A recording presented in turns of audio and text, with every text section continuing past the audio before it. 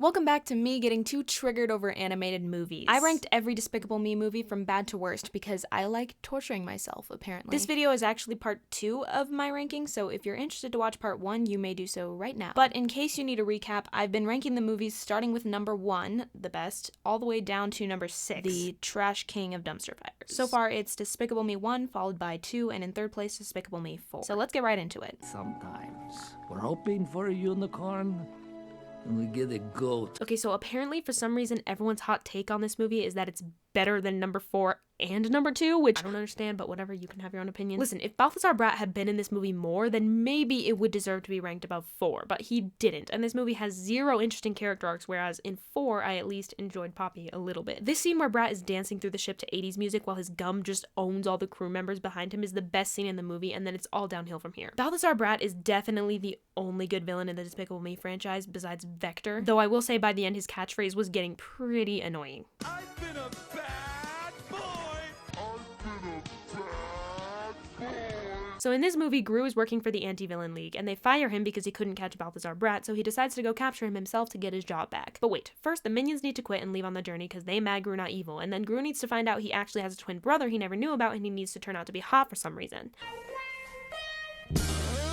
And then he and Gru need to have a whole bonding arc, and Lucy needs to have an arc where she learns to be more tough on the girls, and the girls need to have an arc where they find out unicorns are real and Agnes goes looking for one. Oh, and the minions are in jail now for some reason, but they break free and have to do a stupid dance number because wacky minion's funny! But hold up, oh yeah, we were doing this brother thing with Gru, so he and Drew do something naughty in town and the police chase them, and Drew tries to convince him to be a villain again, and he's not even having a cool midlife crisis missing the Glory Days arc about it or anything. And I kid you not, all of this happens in the span of 30 minutes in which we do not see Balthazar Bratt on screen even once. Like, I was beginning to forget he existed, and considering he's the only good part about this movie, that is bad. This whole movie feels like it was supposed to be a string of like 9 episodes of a TV show, each with its own A and B plot, so now we just have a movie with plots A through Q. Why are the minions in jail? How did they get in jail? Don't ask me, I watched this movie twice and I couldn't tell you. Agnes wants to find a unicorn and Gru has to be the one to tell her they aren't real. Did we need this arc? No, of course not, unless you count the marketable plushies, because we gotta get the marketable plushies. It's so squirrel moment. This movie cannot stay focused. Like, after Gru got fired, I kinda wanted him to have an I Miss Villainy arc where he tries to go back to being bad and learns to appreciate what he has, Shrek Forever After style. But no, even comparing this movie to Shrek Forever After would be a grievous insult because it is not even in the same league. I feel like they got so close to touching on this theme when the minions left and Gru was feeling down after losing his job, but then the whole Drew plotline has to come in and completely derail anything interesting happening. And now the whole movie is just wacky twin antics and nothing interesting happens with Gru after that. He has no character arc. It would have been so interesting to see him get tempted by the dark side again, but no. Instead, we get to see him fly naked over the city hanging from chewed up bubblegum. Haha, so funny. Gru's naked, that's so funny. I got 2 words for you.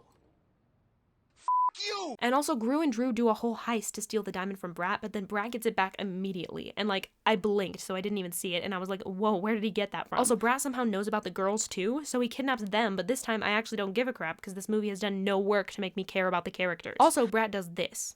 I've been a bad boy.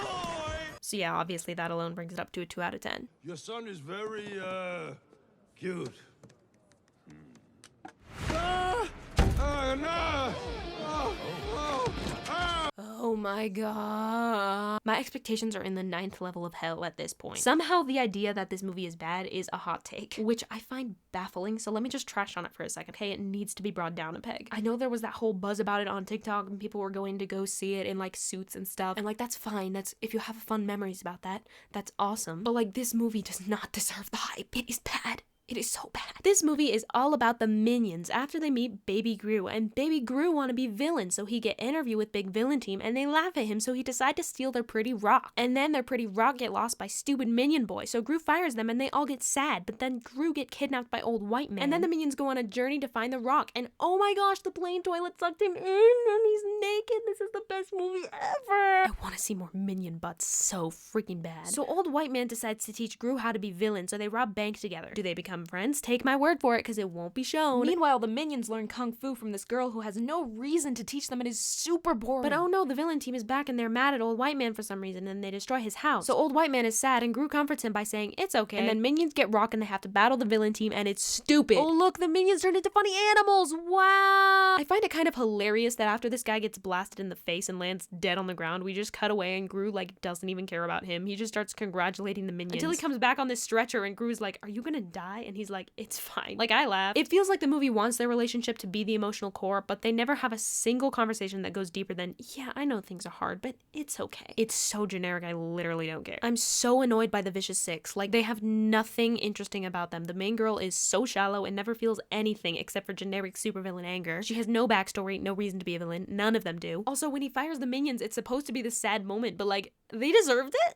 Like, I find it kind of hilarious that the whole plot of these Minion movies is that the boss wants to get rid of the minions because these movies know just how stupid and annoying they are. Like, no part of me cares about this minion who traded away the Zodiac Stone for a pet rock. Oh wow, funny, minion in love with rock, ah ha ha ha, I don't give a crap. Oh, he's sad that Gru said he traded his future away? Well, that's too dang bad, because he did. I don't care about whether the minions can rescue Gru or whether they get rehired. I have no emotional investment in anything because the minions are the opposite of likable. I just want this movie to stop because every second it's on, the saw blade gets closer to my throat. This movie is also constantly shoving character cameos in your face like, look, this guy has big chin and makes weird gadgets, I wonder who that could be, and wow, look, it's Fat Bottom Guy from that other movie, don't you love this franchise? Ah! Actually, now that I think about it, maybe this movie should have ranked higher than Despicable Me 3 because it actually has some sort of plot line that it focuses on, whereas Despicable Me 3 just abandons all attempts at being coherent. But every character in this movie is so annoying to me. And Despicable Me 3 and 4 were both really bad, but neither of them grated on me to that level. They both had at least one thing that was redeeming about them. This movie, all I wanted was just to close my eyes and slip silently into the sweet release of death. I couldn't give less of a crap if Knuckles dies, but at least this movie tried to make me care. 1.2 out of 10. Don't leave me here!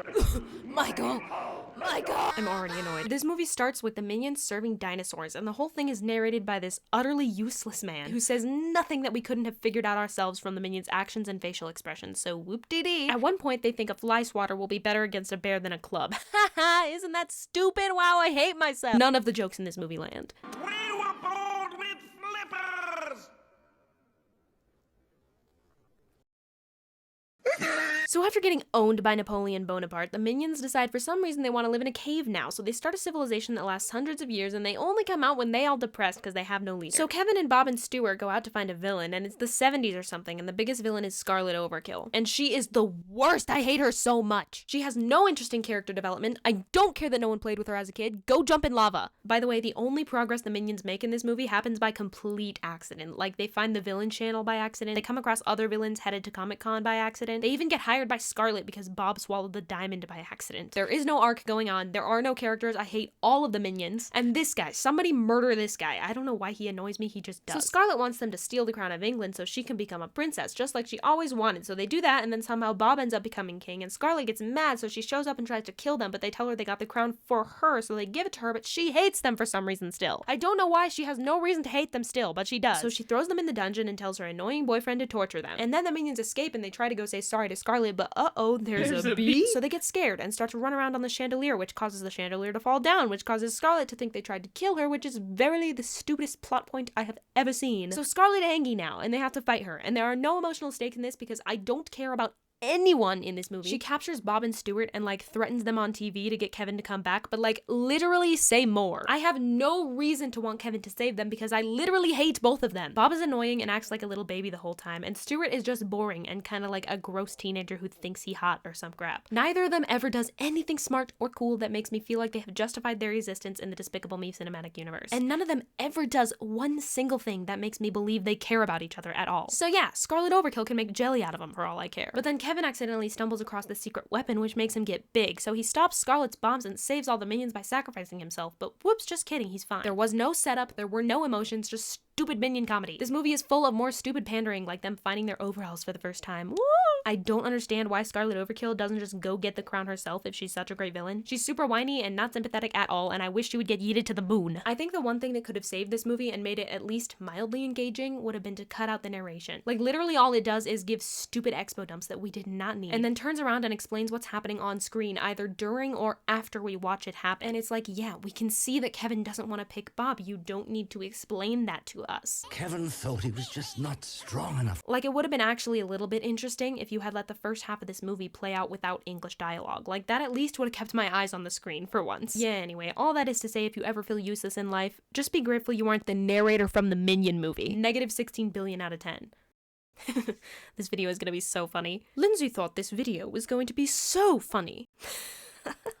She chuckled with glee. Hey, who are you talking to? Lindsay was wondering why she was doing this bit since she already explained the narrator thing before. So yeah, case in point, don't watch the Minion movies. Alright, but for real. This video is all in good fun. I know it seems like I get really angry in these videos, but really I do enjoy tearing apart bad movies, and I thank all of you for giving me the opportunity to do that. You are truly amazing. That said, if you aren't subscribed, do it now. What are you waiting for? And leave me a like to let me know you like this style of video. If you want to go the extra mile and support me even more, consider checking out my Patreon or just joining my channel here on YouTube. I would be eternally grateful. If you liked these movies, drop me a comment to let me know. I make jokes, but I really do like hearing different opinions, and this video is in no way meant to say you can't like these movies, because I know better than anyone else that art is subjective. And I will see you in the next one. Bye! This is a shout out to AJ Mac, my favorite channel member. You're the best, ahead of the rest from June to December, and the big finish with the fanfare. How was that?